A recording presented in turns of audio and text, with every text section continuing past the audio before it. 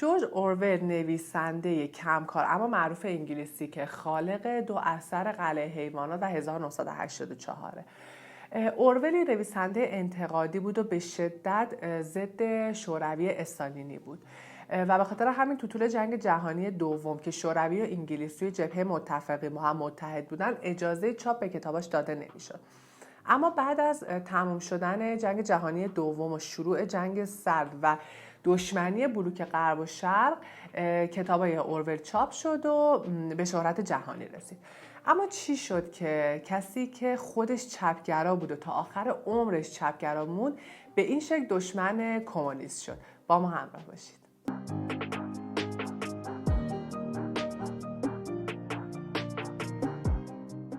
اریک آرتور بلر تو 25 ژوئن 1903 تو شهر مطهری تو ایالت بیهار هند توی خانواده انگلیسی متولد شد.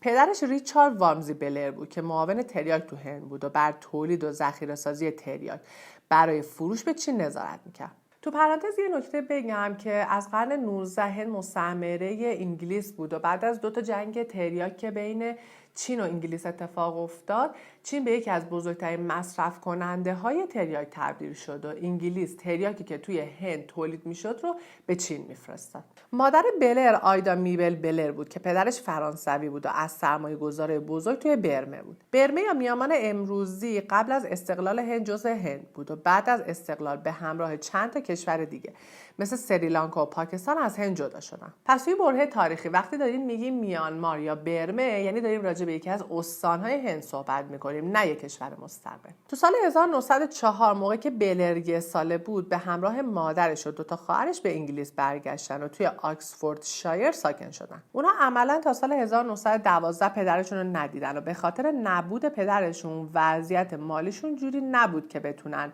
به مدرسه خصوصی برن. واسه همین بلر و خواهرش به مدرسه صومعه که یه مدرسه دولتی و زیر نظر کلیسا بود فرستاده شدن. بلر وارد مدرسه سنت سیپریان که یه مدرسه زیر نظر کلیسا بود شد، ولی برخلاف تعالیم مدرسه بعد از 14 سالگیش به فرد خدا ناباور تبدیل شد. جالبه بدونید که بلر در عین خدا ناباوری بعضی از اعمال دین مسیحیت مثل رفتن به کلیسا رو انجام میداده و برای این موضوع میگفته که من منطقم خدا رو قبول نداره اما روحم بهش نیاز داره. مدرسه‌ای که بلر بهش میرفت یه مدرسه شبانه روزی بود و بلر فقط تابستونا و تعطیلاتا به خونه برمیگشت. بلر بعدها تو مقاله ساچ ورد جویز نوشت که از مدرسه متنفر بوده. بلر به خاطر دوم شدن توی مسابقه تاریخی بورسیه تحصیلی گرفت و تو سال 1917 تو 14 سالگی با بورسیش وارد مدرسه ایتون شد. بلر تو مدرسه زبان فرانسه رو یاد گرفت و تو همون مدرسه بود که برای مجله دی الکشن تایمز تولید محتوا کرد و این اولین تجربه روزنامه‌نگاری بلر بود. همونطور که گفتیم بلر از مدرسه خوشش نمی اومد و در نهایت تو سال 1921 توی 17 سالگیش مدرسه رو ترک کرد. بلر علاقه‌مند به زندگی توی شرق بود و بعد از ترک تحصیلش تصمیم گرفت که وارد پلیس امپراتوری بشه و به هند بیاد. تو اکتبر 1922 تو 18 سالگی به سمت برمه که یکی از استان‌های هند بود رفت و اونجا به مرکز آموزش نیروهای پلیس فرستاده شد. اون 5.5 سال تو قسمت‌های مختلف برمه کار کرد و شرایط سخت زیادی رو پشت سر گذاشت. جالب بدون شخصیت بلر جوری بود که نمیتونست توی شرایط آسون زندگی بکنه و شرایط سخت و نامطلوب رو ترجیح میداد. یعنی یه جورای مازوخیستی خدازاری داشت. به خاطر همینم به جای اینکه توی بهترین دانشگاه لندن تحصیل بکنه به هند اومد و اونجا توی شرایط سخت کار کرد. بلر بعدها تو کتاب روزهای برمه که تو سال 1934 چاپ شد خاطراتش از این دورانو تو قالب رمان در آورد. بلر زبان برمه‌ای رو یاد گرفت و با راهباشون درباره اعتقاداتشون صحبت میکرد و حتی به سبک برمه‌ای‌ها روی هر بند انگشتش یه دایره کوچیک خالکوبی کرد. برمه‌ای‌ها معتقد بودن این کار اونا رو در برابر گلوله و نیش مار مراقبت میکنه. تو پایان سال 1926 تو 23 سالگی به کاتا رفت و همونجا به تب دنگی که به خاطر گزش یه نوع پشه هست و یه بیماری استوایی به شمار میاد مبتلا شد. بلر حق مرخصی به خاطر بیماری داشت و تصمیم گرفت از مرخصیش استفاده کنه و به انگلیس برگرده. تو انگلیس زندگیشو ارزیابی کرد و تصمیم گرفت که دیگه به برمه برنگرده و توی 12 مارس 1928 توی 25 سالگیش بعد از 5.5 سال خدمت توی پلیس امپراتوری هند از اونجا استعفا داد. بعد از اینکه تصمیم گرفت دیگه به هند برنگرده، یکی از دوستاش به اسم روز پیتر براش خونه‌ای پیدا کرد و همین باعث ایجاد یه رابطه صمیمانه بین اونا شد.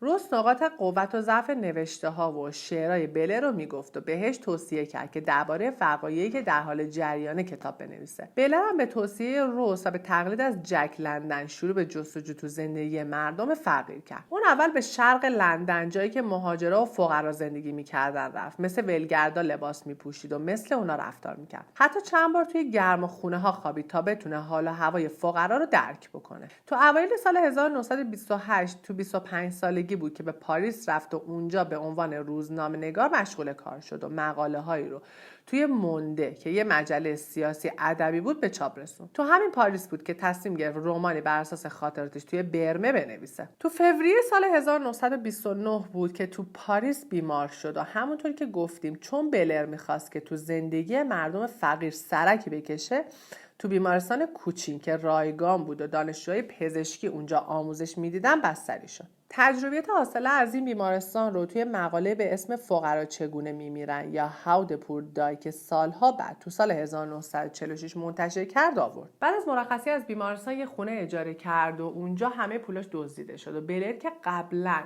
مثل ولگردا و فقرا زندگی میکرد، حالا تو پاریس واقعا فقیر شد و مجبور شد که برای گذروندن زندگیش دست به کارهای مثل جمع‌آوری زباله و ظرفشویی توی هتل‌ها بپردازه.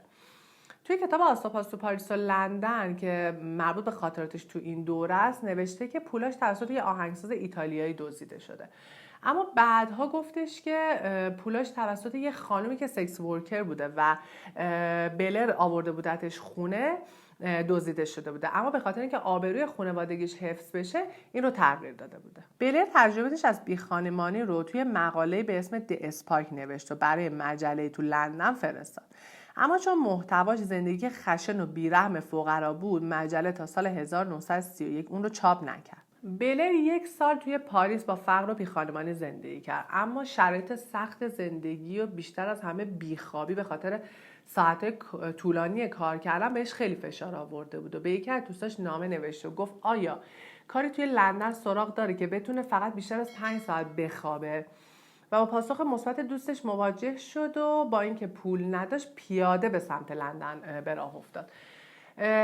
درسته که توی مسیر بعضی از ماشینا به صورت گذری سوارش میکردن، اما اکثر مسیر رو پیاده اومده بود و بزرگترین معضل برای در راه رسیدن از پاریس به لندن جای خواب و گرسنگی بوده و خیلی جاها مجبور بوده توی مزارع، زیر پل، توی گودال‌ها، جایی که بی خانمان‌ها میخوابن بخوابه. بلر بعد از کلی مشقت تو سال 1931 به لندن رسید و به خونه والدینش توی ساوت ولد رفت. بلر یه خانواده اشراف‌زاده بود و همیشه حمایت خانواده‌اش رو داشت، اما همونطور که قبلا گفتیم علاقه‌مند به زندگی توی شرایط سخت بود. به خاطر همین به محض اینکه به لندن رسید معلم یه کودک معلول شد و بعدش هم معلم 3 برادر جوان شد.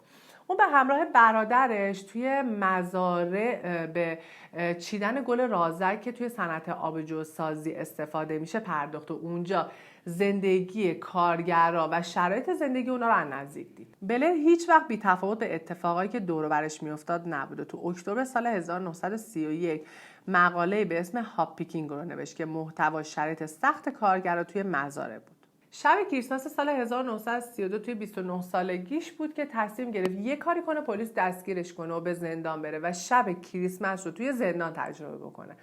واسه همین خودش رو به مستی زد و توسط پلیس دستگیر شد که خب 2 روز بعدش هم آزاد شد. بله بعد 2 روز آزاد شد و مقاله به اسم کلینک درباره این تجربه نوشت. تو آوریل سال 1932 بله تو دبیرستان پسرانه‌ای به اسم هاوتونز تو غرب لندن معلم شد و تصمیم گرفت کتابی درباره تجربیاتش از فقر توی پاریس و لندن بنویسه. نسخه اول کتاب به اسم اسکولینز دایری برای 2 ناشر به اسمهای جاناتان کیپ و فابر فرستاده شد که هر دو کتاب رو رد کردن و علت ردشون هم محتوای کتاب بود. موضوع کتاب فقر و تصویر خشنی بود که از زندگی افراد فقیر توی 2 شهر ثروتمند دنیا یعنی لندن و پاریس به نمایش گذاشته بود و این دو تا ناشر معتقد بودن که این کتاب عامه پسند نیست و ممکنه که شکست تجاری داشته باشه. اما در نهایت آقای ویکتور گولانژ که بلر به واسطه دوستی با معاون کشیش محلی باهاش آشنا شده بود، قبول کرد که کتاب بلر رو چاپ کنه. کتاب خاطرات بلر به آسوپاس تو پاریس و لندن تغییر نام داد و بلر به خاطر اینکه آبروی خانوادگیش حفظ بشه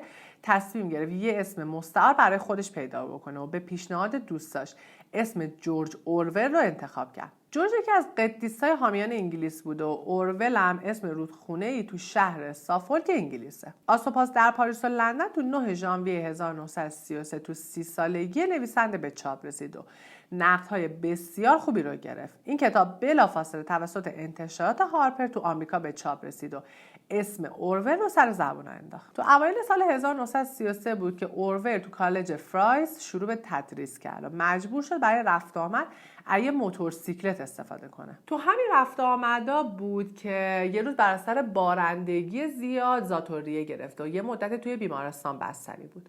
اورول بعد یه مدت از بیمارستان مرخص شد، اما اثر این بیماری تا آخر عمر روش موند و در نهایت هم جونش رو گرفت. بلر موقعی که تو پاریس بود شروع به نوشتن رمانی بر اساس خاطراتش توی برمه کرده بود. بلر نسخه اولیه رمان رو به گولانژ ناشر کتاب آسوپاس تو پاریس و لندن داد. اما ویکتور گولانژ حاضر نشد کتاب روزهای برمه رو چاپ کنه و علتش هم این بود که اورول تو رمانش از استعمار بریتانیا تو هند بسیار انتقاد کرده. گولانژ میترسید آتش خشم امپراتوری دامنش رو بگیره. کتاب درباره یه افسر پلیس بریتانیاییه که از نژاد پرستی، فساد و بدرفتاری امپراتوری با مردم انتقاد میکنه. هیچ ناشری کتاب اورول رو توی انگلیس چاپ نکرد، اما انتشارات هارپر که آسوپاس تو پاریس و لندن رو توی آمریکا چاپ کرده بود حاضر به انتشارش شد و کتاب روزهای برمه تو سال 1934 توسط انتشارات هارپر و برادران توی نیویورک منتشر شد. بلر که حالا به عنوان یه نویسنده انتقادی مشهور شده بود، کتابی به اسم دختر کیشیش رو شروع کرد. دختر کیشیش داستان دختری به اسم دوروتیه که پدرش کیشیشه و توی محیط‌های خشک مذهبی بزرگ شده و خودش هم دارای تعصبات مذهبیه. اما اتفاقی میفته که دوروتی فراموشی میگیره و ارتباطش با انسان‌ها باعث میشه که کاملا به یه آدم دیگه تبدیل بشه. اورول توی این کتاب هم فقر و آثار اون رو نکوهش میکنه و از تجربیات بیخانمانیش تو کتاب استفاده میکنه. کتاب تو سال 1935 چاپ شده. بعدش اورول به لندن رفت تا توی کتاب فروشی توی همستد کار بکنه.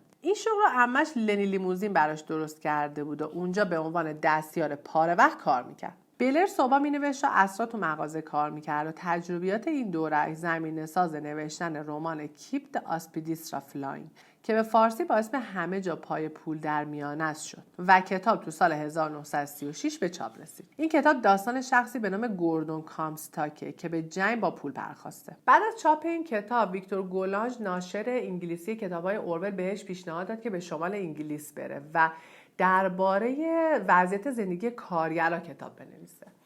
تو اون زمان رکود بزرگ توی کل دنیا آغاز شده بود و رکود باعث شد که وضعیت زندگی کارگرها خیلی بد باشه. به خاطر همین پیشنهاد هم اورول به سمت شهر ویگان حرکت. اورول تو 31 ژانویه 1936 تو 33 سالگی با وسیله حمل و نقل عمومی و با پای پیاده به راه افتاد و به منچستر رسید. تو همون دوره رکود شدت گرفته بود و بانک‌ها تو منچستر بسته شده بودن. اورول به ویگان رفت و اونجا از خونه‌ها بازدید کرد تا وضع زندگی کارگر رو از نزدیک ببینه. اورول یادداشت‌های دقیقی از شرایط مسکن و دستمزدهای کارگرای معدن زغال‌سنگ و شرایط کار توی معدن نوشت. اورول علاوه بر مشاهدات میدانیش تو جلسات حزب کمونیست هم شرکت کرد و با اندیشه‌های کمونیستی آشنا شد. اورول تو این جلسات با اوسوالد موزلی که مؤسس حزب فاشیستای بریتانیا و از مخالفای یهود و از طرفدارای انکار هولوکاست بود دیدار کرد. موزلی میگفت بریتانیا باید با هیتلر و موسولینی متحد بشه. اورول بعد از تحقیقاتش که 2 ماه طول کشید به کلبه‌ای توی هرتفوردشایر که عمه لیموزین براش پیدا کرده بود رفت تا بتونه تجربیاتی که داشته رو مکتوب کنه و کار بر روی کتاب جاده‌ای به اسکله ویگان رو شروع کرد. این کتاب مثل آسوپاس تو پاریس و لندن بر اساس تجربیات شخصیش نوشته شده. تو بخش اول کتاب وضعیت سخت زندگی طبقه کارگر و تو فصل دوم عقاید سیاسی جامعه رو بررسی میکنه و توش میگه که تمایل مردم به سمت کمونیست رو به افزایشه. گولاژ ناشر انگلیسی اورول که خودش هم چپگرا بود این کتابو چاپ. اورول با اینکه خودش هم چپگرا بود تو بخش انتهایی کتاب بعضی از جناح‌های چپ انتقاد کرد و گولاژ که میترسید باعث واکنش خواننده‌ها بشه مقدمه‌ای به کتاب اضافه کرد و نوشت که گولاژ مخالف این دیدگاه سیاسی اوروله، اما نظرات اورول هم بسیار مهمه و با این توافق جاده‌ای به اسکله ویگان تو سال 1937 تو 34 سالگی نویسنده منتشر شد. اورول موقعی که تو مدرسه هاتورنز کار میکرد با زنی به اسم آیلین اوشانسکی آشنا شد. اونا با هم همکار بودن و آیلین معلم زبان فرانسوی بود. دوستی اونا نزدیکتر شد و تو 9 ژوئن 1936 با هم ازدواج کرد. هرچند که به گفته دوستای اورول خیلی به آیلین وفادار نبوده. اورول ارتباط با زنها رو دوست داشته و موقعی که مجرد بوده یه دوست دختر توی لندن، یه دوست دختر توی ساوثولد و یه دوست دخترم توی برمه داشته. بعد از ازدواجش هم یه بار با لیدیا جکسون دوست همسرش قرار ملاقات گذاشت و بعدش هم با منشی خودش توی تریبیون رابطه نامشروط داشت. علاوه بر همه اینا اورول به خانم برندا سارکید که قبلا یه بار ازش خواستگاری کرده بود و جواب ردم شنیده بود بسیار نزدیک بود و اونا با هم نامه‌نگاری میکردن که همه اینا باعث ناراحتی و نگرانی همسرش آیلین بود. مدت کوتاهی بعد از ازدواج جورج و آیلین بحران سیاسی تو اسپانیا آغاز شد و با افزایش نگرانی‌ها برای قدرت گرفتن دیکتاتور فرانسیسکو فرانکو که از متحدای آلمان نازی و ایتالیای فاشیستی بود تصمیم گرفت که به اسپانیا بره و تو جنگ شرکت کنه و به نفع جمهوری‌خواه بجنگه. یه توضیح خیلی مختصر درباره جنگ داخلی اسپانیا بدیم که البته کاملش رو بعداً توی معرفی کتاب سنگ‌ها برای که به صدا در میاد اثر ارنست همینگوی خواهیم گفت. تو سال 1931 حکومت توی اسپانیا از سلطنتی به جمهوری تغییر پیدا کرد. بعد از انتخابات سال 1936 که جمهوری خواه پیروز شدن، یه افسر ارتش به نام فرانسیسکو فرانکو ضد دولت جمهوری قیام کرد و جنگ داخلی اسپانیا شروع شد. آلمان نازی و فاشیستا از فرانکو و شوروی و کمونیستا از جمهوری خواه حمایت می‌کردند. This week grim pictures from the city of Oviedo. Held by the rebels, it was subjected to frequent air raids which sent the civilian population hurrying for shelter.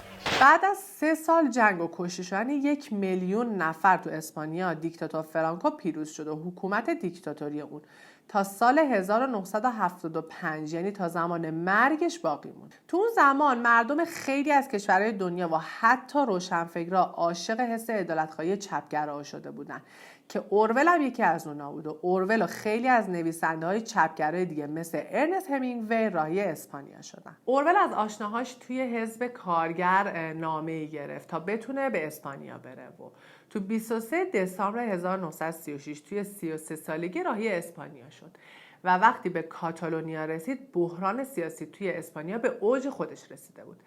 علتش هم این بود که دولت جمهوری خواه توسط حزبای حمایت میشد که خودشون با هم اهداف متضادی داشتن و عملا اتحادی نداشتن. اورول تو بارسلونا صحنه‌های هول‌انگیزی رو دید و از کمبود مهمات، غذا و هیزم بین سربازا شوکه شد. اورول تو جنگ مصدوم شد و به بیمارستان رفت، اما تو بیمارستان همه داراییش توسط کارکنای بیمارستان دزدیده شد. تو همین زمان آیلین همسرش توی انگلیس مشغول رسیدگی به امورات چاپ جاده‌ای به اسکله ویگان بود، اما به محض اینکه متوجه مصدومیت و شرایط همسرش شد همه امور رو به عمه لنی لیموزین سپرد و خودش راهی اسپانیا شد. اورول بعد از بهبودی قصد داشت به مادرید که دست کمونیستا بود بره و اونجا بجنگه، اما دید که مطبوعات کمونیستی به جز دروغ و تحریف چیزی نمی‌نویسن و از متحد شدن با کمونیستا منصرف شد و مخالفتش با سیستم کمونیستی از همینجا شروع شد. اورول با دیدن خط مشی شوروی تو اسپانیا کم کم به یکی از مخالفای سخت استالین و ضد توتالیتاریسم شد. حالا توتالیتاریسم چیه؟ توتالیتاریسم یا تمامیت خواهی یه نوع شیوه حکومتداریه که مبناش بر اساس ایجاد وحشت توی جامعه، دخالت توی زندگی مردم و ایجاد خفقان توی جامعه است. یک حکومت توتالیتر ویژگی‌های زیرو داره. 1. بسته شدن رسانه‌های منتقد حکومت و قرار گرفتن تمامی رسانه‌ها در اختیار حکومت. 2. زندان، شکنجه، سانسور شدید خبری و حذف هر گونه آزادی اندیشه و برخورد سختگیرانه و بیرحمانه با مخالفا و معترضا. 3. زندانی شدن کسایی که از حکومت انتقاد میکنن. 4. وجود فردی قدرتمند که دارای قداست زیادی و هیچ انتقادی علیه اون پذیرفته نمیشه. 5. استفاده از قانون به نفع حکومت و نظارت گسترده دستگاه‌های امنیتی بر زندگی مردم. 6. تشویق مردم به شرکت و انتخابات‌های فرمایشی برای نشون دادن رضایت مردم. و 7. محدود شدن آزادی‌های فردی به ویژه آزادی بیان. از بالاترین نمونه‌های حکومت‌های توتالیتر توی سطح جهان، شوروی استالینی، چین در زمان مائو، کره شمالی، اسلامگراهای افراطی مثل طالبان و داعشن. اگه حکومت توتالیتر دیگه ای رو میشناسی خوشحال میشم توی کامنت ها به ما بگید. اورول آدم قد بلندی بود و 1.88 قد داشت و همین باعث شد تو جبهه تک تیراندازی بهش شلیک کنه و اورول از ناحیه گلو مجروح شد. اورول که قادر به صحبت کردن نبود، بعد از سختی زیاد اول به بیمارستان لیدا رسید و بعدش هم به آسایشگاه حزب کارگران اتحادیه مارکسیستی یا به اختصار پوم توی بارسلون رفت. گلوله رگ اصلی رو بریده بود و به تارهای صوتیش آسیب زده بود و به سختی میتونه صحبت کنه. به خاطر همین جراحات پزشکا گفتن که دیگه نمیتونه به جنگ برگرده. تو اواسط ژوئن سال 1937 بود که دیگه جمهوری‌خواها به اوج اختلاف خودشون رسیدن و آسایشگاه پوم که اورول توش بستری بود توسط کمونیست‌ها مورد حمله قرار گرفت. کمونیست‌ها معتقد بودند که اعضای حزب پوم همگی ضد انقلابی هستند و مانع رسیدن جمهوری‌خواها به اهداف خودشون میشن. خلاصه اورول و همسرش از اسپانیا فرار کردن و بعد از فرار اورول همه سران پوم دادگاهی و خیانتکار شناخته شدن و اورول هم متهم به جاسوسی شدن. بعد از اینکه اورول از اسپانیا فرار کردن و توسط حزب کمونیست خیانتکار شناخته شدن، ناشرایی مثل گولانج که قبلا کتابای اورول رو منتشر می‌کردن دیگه با اورول همکاری نکردن چون همه چپگرا بودن و روزنامه کمونیستی دیلی ورکر هم حمله سختی به کتاب جاده‌ای به اسکله ویگان کرد. یه نکته بگم که ما داریم درباره قبل از جنگ جهانی دوم و طبیعتاً قبل از شروع جنگ سرد صحبت می‌کنیم و کمونیسم تو خیلی از کشورهای دنیا حتی بلوک غرب طرفدارای خیلی زیادی داره. برای اینکه ربط همه اینا رو با هم دیگه بفهمیم یه زوم اوت توی دنیا میکنیم تا وضعیت سیاسی کشورها رو توی سال 1937 بررسی بکنیم. ما داریم درباره سال 1937 صحبت میکنیم، دقیقاً 2 سال قبل از جنگ جهانی دوم. هیتلر تو آلمان، موسولینی تو ایتالیا، استالین تو شوروی و تو آمریکا روزولت سر کار بود و جنگ داخلی اسپانیا هم تو جریان بود. کم کم داشت بوی جنگ توی کل اروپا می اومد و همه کشورها محتاط شده بودن و کشورهای بلوک غرب موضعشون رو در برابر کمونیسم اعلام نمی‌کردن. هیتلر خیلی قدرت گرفته بود و چیزی که مسلم بود این بود که به زودی به یکی از کشورهای اروپایی حمله خواهد کرد. و اینکه توی این جنگ آیا شوروی متحد انگلیس یا آلمان اصلا مشخص نبود. به خاطر همین انگلیس خیلی محتاطانه عمل میکرد تا در صورت شروع جنگ اتحاد شوروی رو هم داشته باشه. دقیقاً به خاطر همین هیچ ناشری ریسک نمیکرد تا کتاب‌های اورول که همگی محتوای ضد کمونیستی، ضد توتالیتاریسمی و ضد استالینی داشت رو چاپ بکنه. چون مطلب یکم طولانیه یه خلاصه کوچیک بگیم. اورول تو 17 سالگی ترک تحصیل کرد و تو 25 سالگی هم از پلیس امپراتوری استعفا داد. از 30 سالگی شروع به نوشتن کتاب کرد و کتاب‌های آسوپاس تو پاریس و لندن، روزهای برمه، دختر کشیش، همه جا پای پول در میان است و جاده به اسکله ویگان رو نوشت. تو سال 1936 به اسپانیا رفت تا برای جمهوری‌خواه بجنگه و 1 سال بعد در حالی که فقط 34 سالش از اسپانیا فرار کرد و به انگلیس برگشت. اورول به مزرعه‌ای که قبلا توی زندگی میکرد رفت و خاطراتش تو جنگ داخلی اسپانیا رو تو کتاب درود بر کاتالونیا نوشت. انتشارات فردریک واربورگ کتاب اورول رو تو سال 1938 چاپ کرد، اما کتاب موفقیت تجاری بالایی نداشت. علتش این بود که اولا 2 سال از شروع جنگ گذشته بود و دیگه توجه مردم نسبت به این موضوع کم شده بود. دوما اینکه بحران‌های سیاسی توی اروپا شدت گرفته بود و بیشتر توجه مردم به شروع جنگ توی اروپا بود. سوم اینکه به خاطر اینکه اورول توسط کمونیست‌ها خیانتکار شناخته شده بودن و کلاً هم کتابای اورول محتوای ضد کمونیستی داشت، اکثر جناح‌های سیاسی مخصوصاً جمهوری‌خواها و چپگراها از این کتاب استقبال زیادی نکردن. با وجود همه اینا بعد از معروف شدن 2 کتاب قلعه حیوانات و 1984 فروش درود بر کاتالونیا هم افزایش پیدا کرد.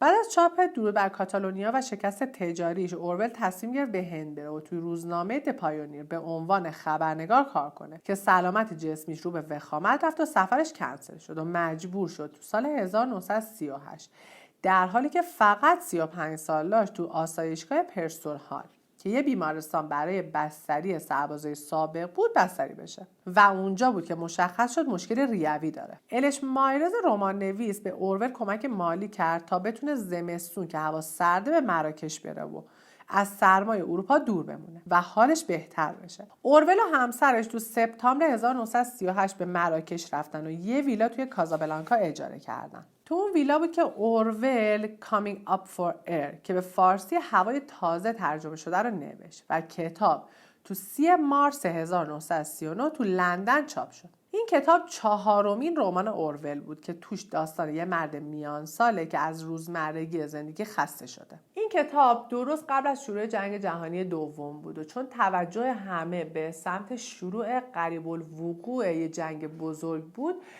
فروش خیلی بالایی نکرد، اما باعث مشهور شدن اورول به عنوان یک رمان نویس شد. قبل از شروع جنگ اورول مخالف جنگ با آلمان بود که با بسته شدن اتحادی بین آلمان و شوروی تو 23 اوت 1939 و بعدش حمله آلمان به لهستان تو 1 سپتامبر 1939 دیدگاه خودش رو تغییر داد. اورول مخالف سخت استالین بود و مسلماً مخالف هر کشوری هم بود که با شوروی اتحاد ببنده و با بسته شدن اتحاد بین آلمان و شوروی اورول به یکی از بزرگترین منتقدای آلمان هم تبدیل شد. با شروع جنگ جهانی دوم اورول و همسرش توی بخش سانسور وزارت اطلاعات کار میکردن و اورول برای رفتن به جنگ ثبت نام کرد، اما به خاطر مشکل ریوی که داشت اون رو به جنگ اعزام نمی‌کردن. بعد از حمله آلمان به شوروی توی سال 1941 اتحاد بین آلمان و شوروی توسط آلمان نقض شد و شوروی هم به جبهه متفقین پیوست و متحد انگلیس شد و اورول که از منتقدای سخت استالین بود از این اتحاد به شدت انتقاد کرد. اورول می‌خواست هر جور شده تو جنگ شرکت کنه و به خاطر همین عضو گارد خانگی بریتانیا شد تا تو فعالیت‌های جنگی شرکت کنه. تو همین فعالیت‌ها بود که با فردریک واربورگ ناشر و رافائل جوزف فیول روزنامه‌نگار صهیون آشنا شد و به همراه این دو مجموعه مقالاتی به نام سرچ رایت رو نوشت که اولین جلد اونم شیر و اسب شاخدار بود که تو سال 1941 منتشر شد و با استقبال بالایی مواجه شد. هند تو اون زمان مستعمره انگلیس بود و بیش از 1 میلیون سرباز هندی تو جبهه متفقین می‌جنگیدن و اورول برای مقابله با تبلیغات آلمان نازی و تضعیف روحیه سربازا با BBC همکاری کرد و خبرنگار BBC شد. اورول تو خیلی از برنامه‌های BBC صحبت کرد، اما متاسفانه هیچ فایل ضبط شده از صداش وجود نداره. اورول به حرفه خبرنگاریش ادامه داد و توی مارس 1943 به یکی از دوستاش گفتش که در حال نوشتن یک رمان جدیده که بعدها معلوم شد که رمان قلعه حیوانات.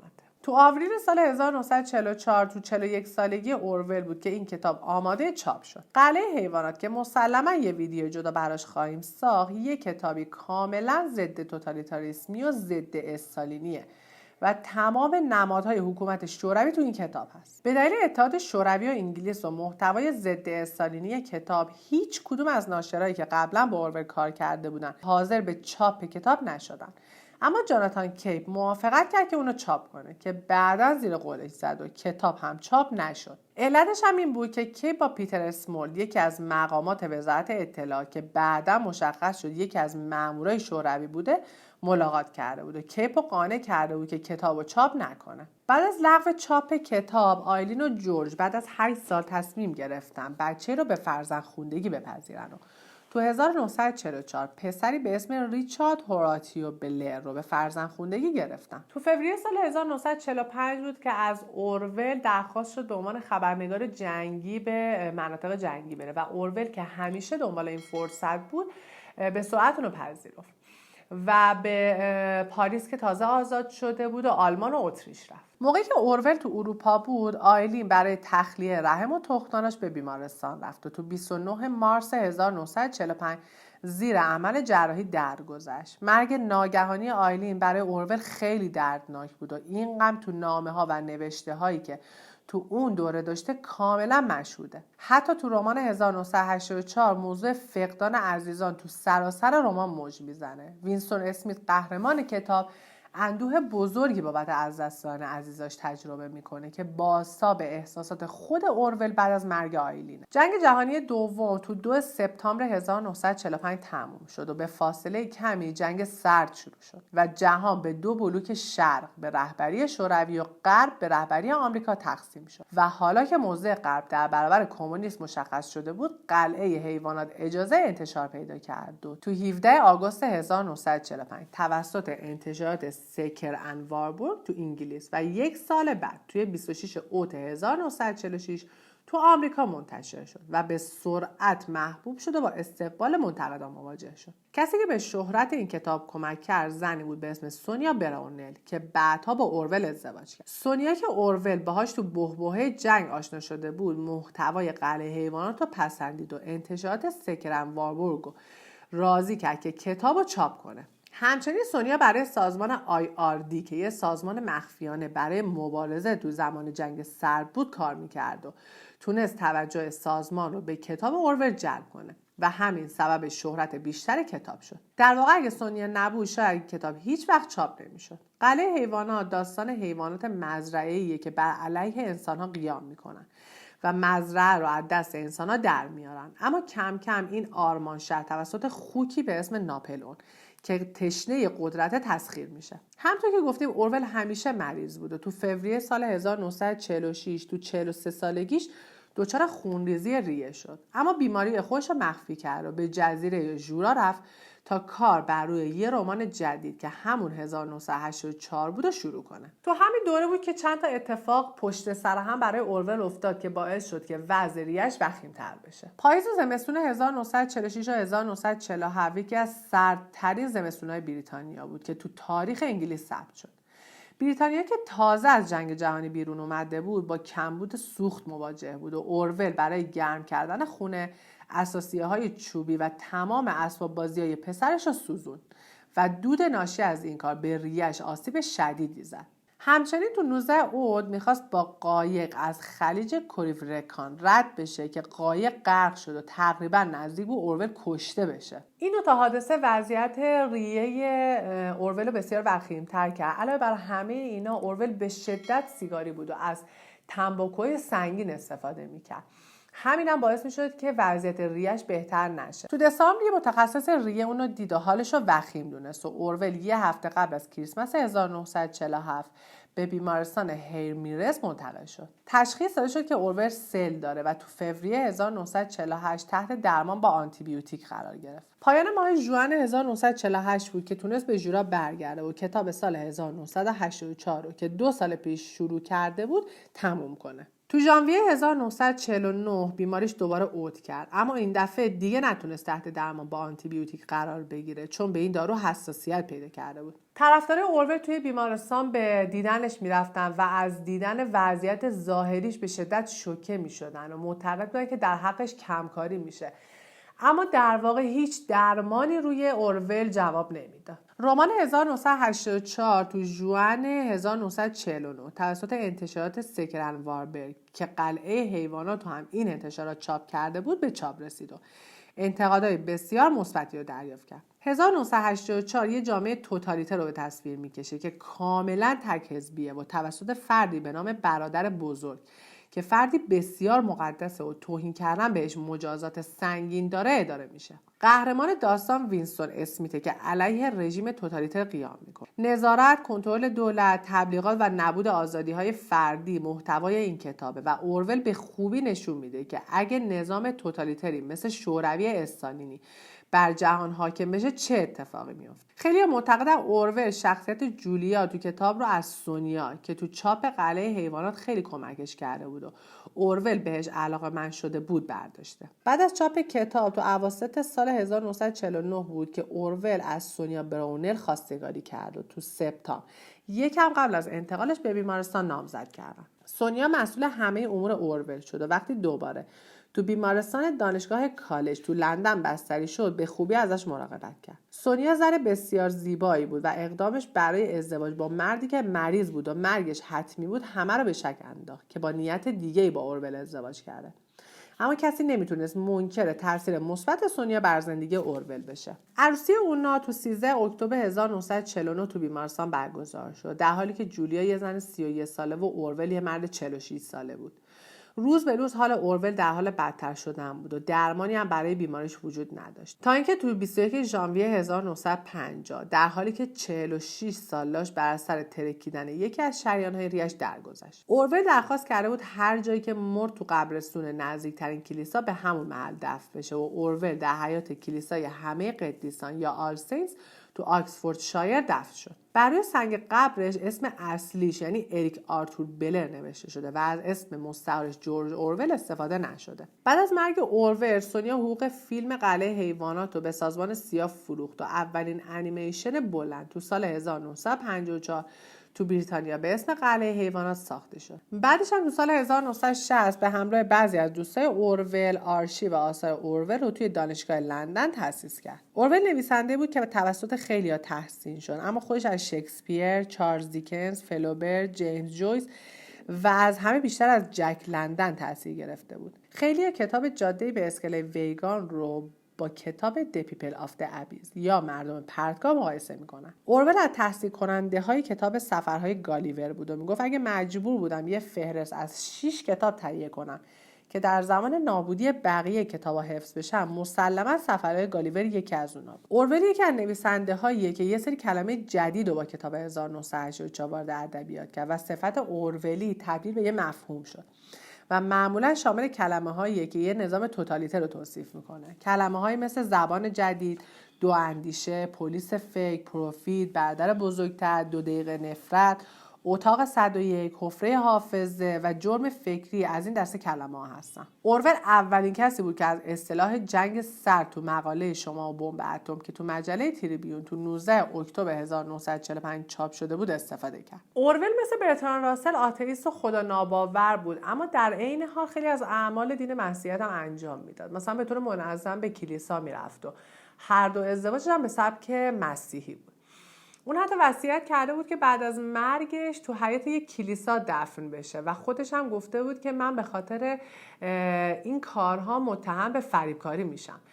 جالبه بدونید که اورول حتی بخشی از انجیل رو هم حفظ بوده و اونا رو از حفظ میخونده. اورول تو مقاله لیر، تولستوی و احمق مسیحیت و ایدئولوژی خون که توش منافع شخصی زیاده و سوء استفاده های زیادی ازش میشه. همچنین تو کتاباش به صراحت از دین انتقاد میکرد و کلیسا رو خودخواه و اعیان میدونست که در مجموع باعث تخریب زندگی مردم میشه. اورول از استعمار بریتانیا هم انتقاد میکرد و میگفت که انگلیس با استبدادی که پشت نقاب دموکراسی قایم شده به کشورهای تحت استعمارش حکومت میکنه. انگلیس مانع تبدیل شدن هند به کشور صنعتی تا رقیبی برای خودش به وجود نیاره. اورول میگفت با این کار کارخونه‌دارای انگلیسی بدون هیچ ترس و مزاحمت سود گزافی میگیرن. ممنون که تا پایان ویدیو با ما همراه بودید. اینجا کانال یوتیوب نیمکته و ما تو این کانال کتاب معرفی میکنیم و فایل های صوتیشو در صورت موجود بودن توی کانال تلگرامی نیمکت قرار میدیم. ممنون میشم که اگر انتقادی یا پیشنهادی دارید توی کامنت ها بهمون بگید. تا ویدیو بعدی، خدا نگهدار.